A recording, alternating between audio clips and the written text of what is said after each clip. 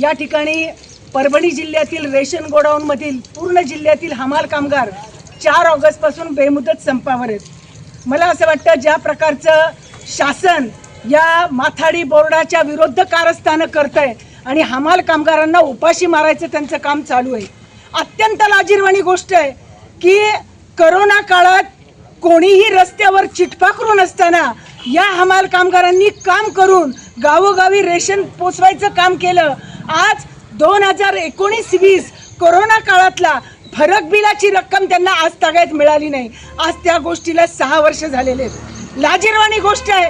इथला DSO म्हणतो प्रशासकीय मान्यता नाही। या म्हणजे भांडवलदारांसाठी यांच्याकडे करोडो रुपये आहेत, रस्त्यासाठी करोडो रुपये आहेत, पण ज्यांनी कोरोना काळात श्रम केले, घाम गाळला, त्याच्यासाठी मात्र यांच्याकडे बजेट नाहीये।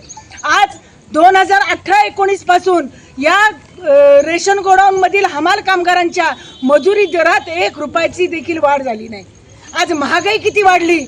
आज कर्मचाऱ्यांना 7वा-8वा वेतन सुरू झाला, परंतु आज हमाल कामगारांना किमान वेतन काय, किमान वेतनाच्या निम्मी मजुरी मिळतीये।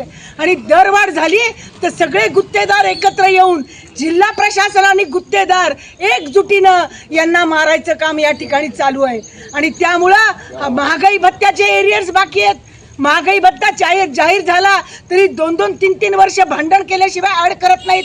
आज कुठलीही गोष्ट या कामगारांना संघर्ष केल्याशिवाय, आंदोलन केल्याशिवाय मिळत नाही। आणि त्यामुळं आज आमचं म्हणणं आहे सरकारनं कोरोना काळातले एरियर्स द्यावे।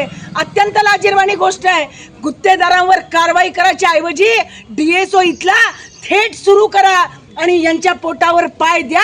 अशा प्रकारची या अधिकाऱ्यांची वृत्ती लालबावटा खपून घेणार नाही। हा संप आमचा चालू राहील। प्रशासनानं यावं, नीट चर्चा करावी आमच्याशी। आमची एकही मागणी बेकायदेशीर नाही, किंबहुना कायद्याचं पालन सरकार, कलेक्टर, DSO आणि गुत्तेदार करत नाहीत। आणि त्यांच्या संरक्षणासाठी हे पोलीस येत असतील तर जंतर मंतर थोडं तरी इथं होईल, एवढं लक्षात।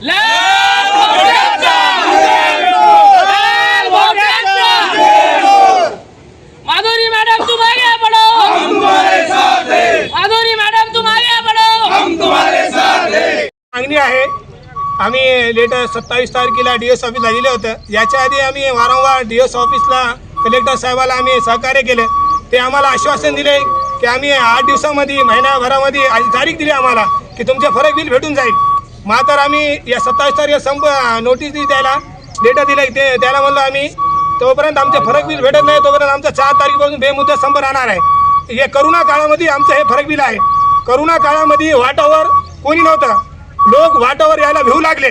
वाटावर कोणी काळं कुत्रं नव्हतं। पोलिसाचा आम्ही मार खाल्लं, पोलिसाचा मार खाऊन आम्ही गरीब लोकांपर्यंत हे अतिआवश्यक सेवामध्ये असल्यामुळे आम्ही हे काम केलं।